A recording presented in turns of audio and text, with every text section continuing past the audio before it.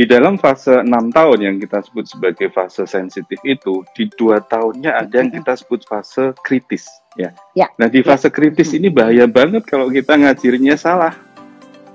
Ya. Jadi kalau kita di dalam 2 tahun itu memberikan pembelajaran yang terlalu berlebihan stimulasinya, maka anak itu juga akan tertekan aspek-aspek yang lain.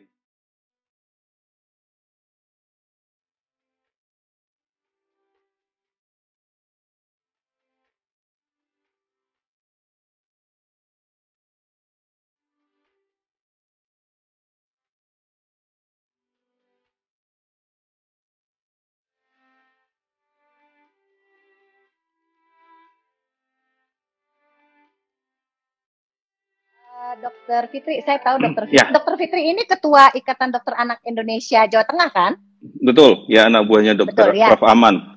Prof. Aman ya.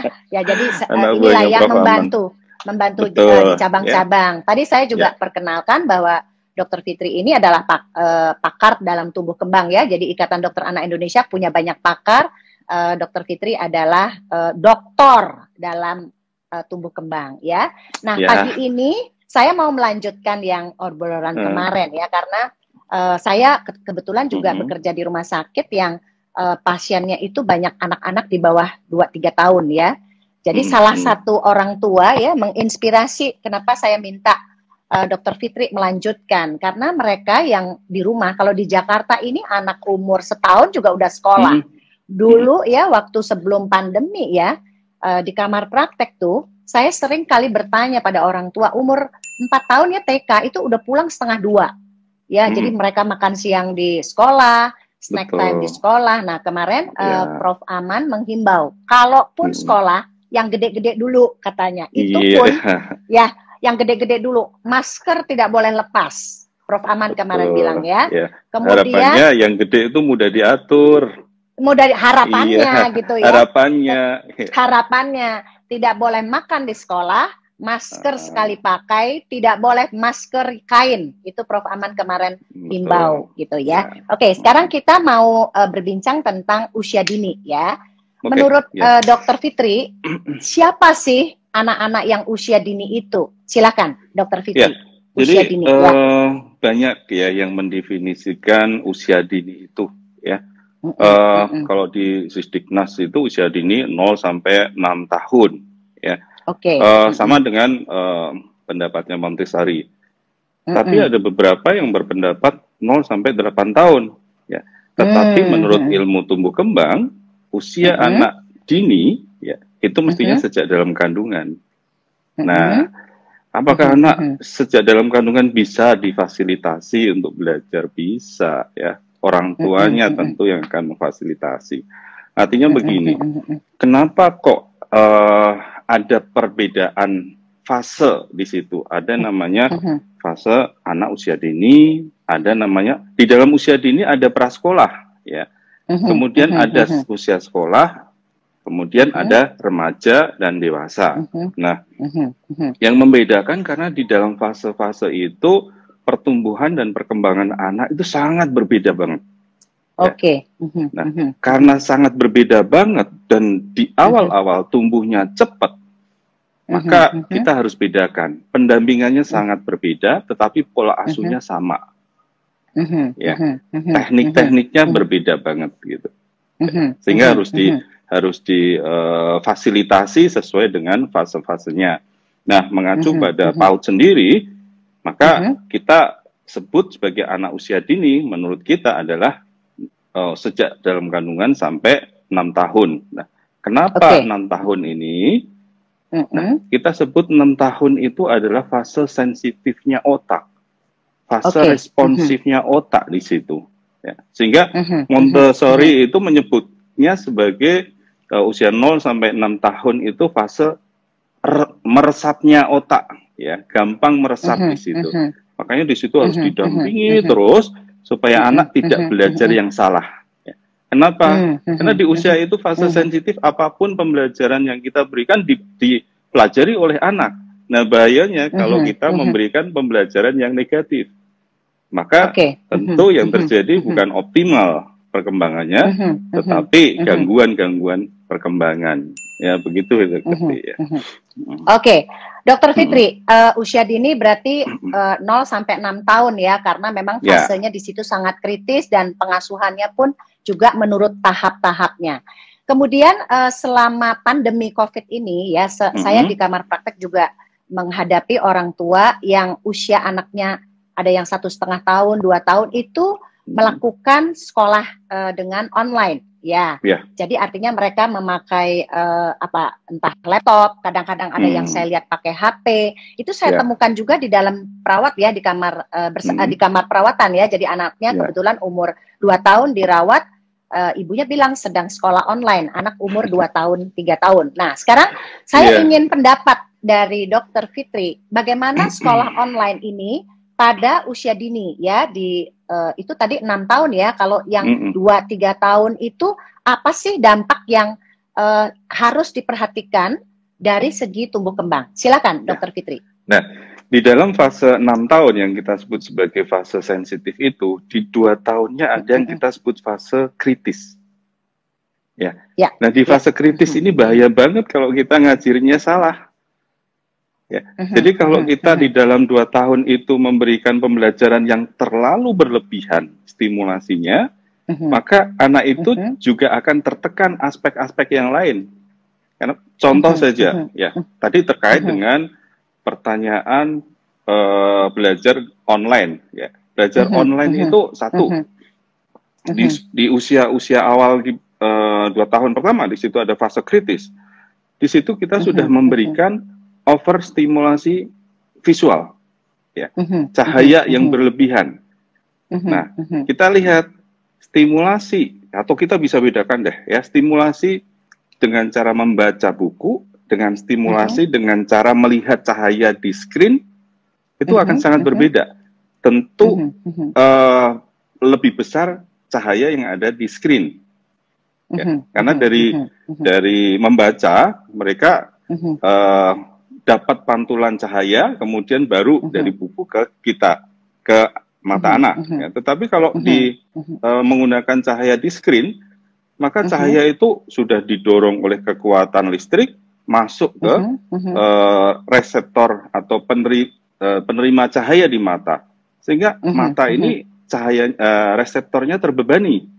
Pada saat dia menerima banyak cahaya, maka reseptor visual otak akan mengimbangi jumlah cahaya yang masuk. Jumlahnya banyak. Yang tadinya cuma 5 ya misalkan ya, contoh saja. Kemudian karena cahayanya berlebihan, otak sangat sensitif, responsif. Cahayanya banyak, maka yang diperlukan juga reseptornya banyak. Ya. Nah, masalahnya setelah banyak tumbuh reseptor-reseptor, anak ini tidak melihat HP, tidak melihat screen, maka reseptor yang sudah terbiasa mendapatkan cahaya itu akan mencari kebutuhannya. Sama juga kalau kita lapar. Ya, kalau kita lapar tentu akan cari makanan. Nah, dia cari cahaya. Sehingga anak yang stimulasi cahayanya berlebihan, visualnya, maka anak ini pasti tidak akan diam. Tidak bisa diam, ya, kayak anak hiperaktif. Nah, sering sekali yang datang, dok, anak saya ADHD nih, dok. Nah, yang disalahkan anaknya. Anaknya dijadikan ADHD atau gangguan pemusatan perhatian dan hiperaktif. Sebetulnya masalahnya bukan ADHD yang karena masalah neurotransmitternya di otak, tetapi hanya karena faktor lingkungan yang memicu neurotransmitter itu bekerja berlebihan. Sehingga kalau hanya masalah lingkungan, ya kita terapinya lingkungan aja sudah selesai, nggak perlu obat-obatan. Oke. Nah, itu jadi di situ ya? bahayanya. Itu yang pertama. Yang kedua, pada saat dia belajar dengan online, maka interaksinya dengan lingkungannya tidak terjadi. Ya. Di usia awal Montessori ya menyebutkan bahwa disitulah fase untuk memotivasi intrinsik. Terjadinya motivasi intrinsik atau kepercayaan diri. Nah, kepercayaan diri ini terbangun dari kemandirian. Nah, kemandirian ini terbangun dari semua kemampuan perkembangan anak terstimulasi dengan benar. Nah, sehingga anak akan menjadi percaya diri dan Setelah dia percaya diri, aspek sosialnya akan terjadi di situ. Dia akan bersosialisasi dengan teman-temannya, ya dia akan bersosialisasi dengan orang-orang sekitarnya dengan baik. Nah, sehingga sebetulnya di usia awal yang dibutuhkan dia adalah bagaimana dia belajar sosialisasi. Tugas boleh diberikan oleh guru ya di usia-usia itu, tetapi yang mendampingi tetap siapa yang ada di rumah itu.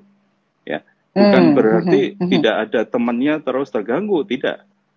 Karena orang tua atau orang yang di rumah itu bisa berperan menjadi apapun di situ.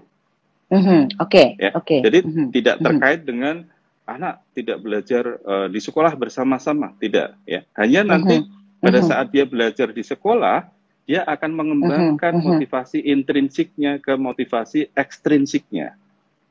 Oke, jadi basicnya di dalam dulu ya, di dalam keluarga. Betul, kan? Ya. Jadi internal sosialisasi itu penting sekali untuk menambah kepercayaan diri anak, sehingga pada saat dia melakukan eksternalisasi sosialnya, dia akan lebih tangguh, dia akan lebih kuat. Ya. Dokter Fitri, ini juga yang membuat overstimulasi dari visual atau mata, itu juga yang membuat gangguan tidur pada anak, ya nggak? Karena di kamar praktek itu yang kita temukan juga, ya? Iya, betul. Gangguan tidur terjadi. Nah, gangguan tidur hubungannya dengan hormon pertumbuhan. Ya, hormon pertumbuhan itu tidak terjadi pada saat dia tidak tidur secara berkualitas. Ya, tidur berkualitas itu terjadi pada malam hari. Jadi jangan ganggu anak pada malam hari untuk dia melalui tidur berkualitasnya. Supaya dia tumbuh secara optimal. Dokter Fitri, 2 hari apa 3 hari yang lalu itu kan ada conference internasional tentang autistik ya, autisme. Di mana di situ salah satu pembicaranya adalah Prof. Hardiono yang menyebutkan bahwa pada era masa pandemi COVID ini, itu kan semua tempat terapi tutup, sehingga membuat eksaserbasi dari autistik.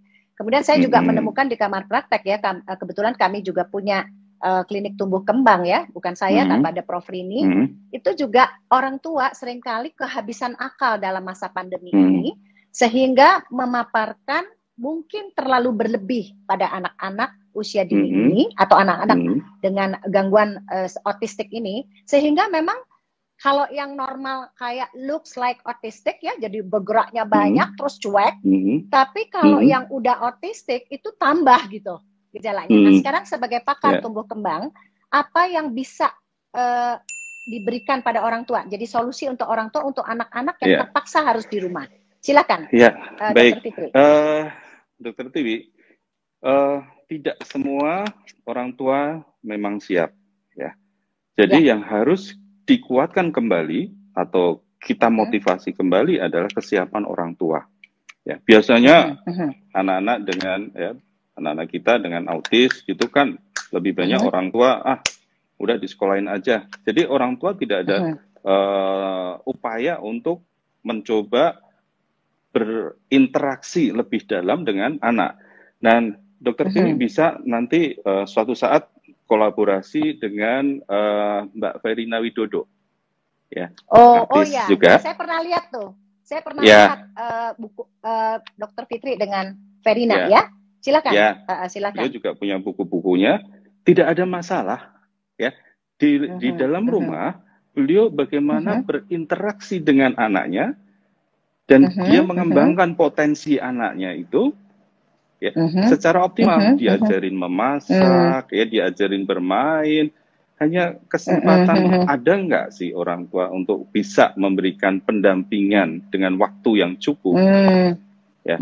Jadi pertanyaan kembalikan kepada orang tua kembali, ada nggak waktu yang cukup untuk anak? Ya. Kalau orang tua memahami bahwa anak, apalagi anak-anak dengan autism, ya tidak ada obat lain selain orang tuanya yang bisa menenangkan dirinya, bisa menenangkan orang tuanya. Orang lain tidak bisa. Ya, saya sudah punya pasien autis, coba menenangkan, tidak bisa. Begitu orang tuanya datang, baru dia bisa menenangkan. Ya, luar biasa orang tua, peran orang tua pada adik-adik kita ini. Dan lebih hebat lagi orang tua bisa menenangkan anak-anaknya yang mengalami keterbatasan ini. Ya, jadi sepertinya bukan alasan ya terjadinya exacerbasi gejala-gejala autis itu sendiri. Ya, selama orang tua itu bisa memahami, kemudian belajar lebih banyak dan interaksi menggunakan sebagian waktunya untuk mendampingi anak-anaknya. Oke, terima kasih. Dr. Fitri, pertanyaan lagi nih. Kemarin itu memang Prof. Aman menghimbau bahwa mengeluarkan, katanya IDAI mengeluarkan rekomendasi dengan berat hati gitu ya. Karena memang mungkin sudah ada kebijakan untuk membuka sekolah. Nah, sekarang Dr. Fitri, ini untuk usia dini ya. Usia dini tadi sudah dikatakan bahwa yang penting internal dulu. Orang tua harus involve, tidak bisa cari alasan, memang itu tanggung jawab orang tua gitu ya.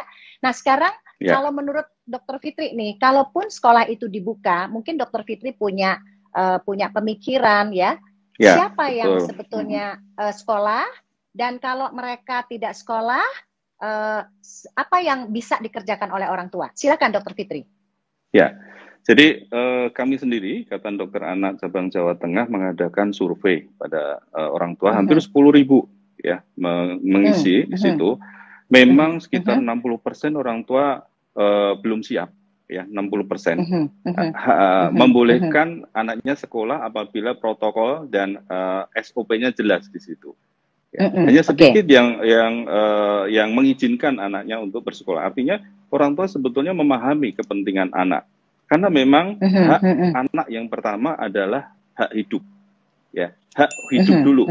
Setelah dia hidup, baru dia harus kita optimalkan pertumbuhan dan perkembangannya sesuai dengan Undang-Undang Perlindungan Anak. Yang pertama hak hidup, sesuai dengan Konvensi Anak. Yang pertama juga hak hidup, ya. Biarkan dia hidup optimal dulu. Nah, caranya bagaimana melindungi anak-anak kita dari sakit. Nah, kembali ke pertanyaan tadi. Kita juga tidak bisa begitu saja mengatakan bahwa orang tua harus terus-terusan di sekolah, padahal di rumah ya untuk mendampingi anaknya, padahal ada beberapa orang tua itu juga bekerja, ya. Artinya dari survei saya sekitar 40 lebih gitu, banyak orang tua yang menginginkan sekolah, tetapi dengan protokol itu karena keduanya alasannya bekerja. Nah, untuk itu kita sebagai fasilitas yang digunakan oleh orang tua, ya kalau di teori ekologi sistemnya itu kita di lingkungan mesonya, ya orang tua lingkungan mini itu orang yang paling dekat dengan anak. Nah, kita hanya fasilitas saja yang digunakan oleh orang tua. Nah, harus juga menyiapkan. Ya, menyiapkan bagaimana anak itu terlindung dari sakit supaya dia bisa hidup secara optimal. Ya. Nah, caranya bagaimana? Nah, kita sebagai organisasi profesi menghimbau pada stakeholder, pada pejabat yang berkepentingan di situ, menyiapkan 1 gurunya, 2 sekolahnya sendiri, ya, 3 dinas kesehatan. Ya, apabila terjadi sesuatu kejadian yang kebetulan dari sekolah menemukan kasusnya atau dari rumah menemukan kasusnya, apa yang harus dilakukan? Ya, kami sudah membuat alur di situ bahwa yang penting di situ di sekolah pada saat ingin memutuskan harus ada tim mitigasi. Ya, tim mitigasi ini nanti yang akan menentukan bagaimana alurnya pada saat kok anak pada saat masuk sudah di screening ada kecurigaan. Nah, dia harus melapor kemana? Kemudian oleh puskesmas itu akan dilakukan apa? Tentu akan dilakukan contact tracing, ya. Nah, siapa saja yang akan dilakukan? Nah, puskesmas sudah punya SOP-nya. Tetapi sistem pelaporan ini harus jelas. Yang melakukan adalah sekolah dan orang tuanya. Artinya begini, pada saat anak berangkat tidak ada gejala apa-apa, ya. Kemudian beberapa hari, kok dalam 3-5 hari anak kok udah mulai flu ya atau apa, orang tua ini harus melaporkan segera ke sekolah supaya sekolah juga bisa melakukan kegiatan mitigasinya untuk kontak tracing dengan siapa saja kemarin yang terkait dengan anak, ya. Kemudian orang tua juga melaporkan ke tim, ya. Puskesmas harus datang ke situ.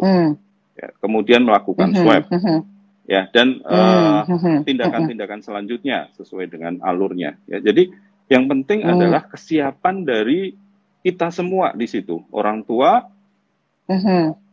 sekolah, ya, pemerintah, di situ harus bersama-sama. Maka kita harus bergerak bersama untuk menyelamatkan kehidupan anak di dalam memerdekakan belajar anak. Ya, jadi kemarin kan Hari Pendidikan Nasional.